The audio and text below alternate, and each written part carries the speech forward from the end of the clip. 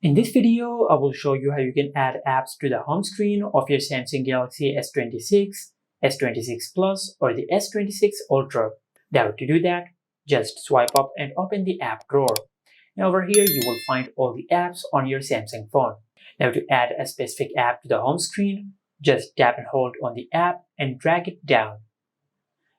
After that, just place the app anywhere on the home screen, just like that.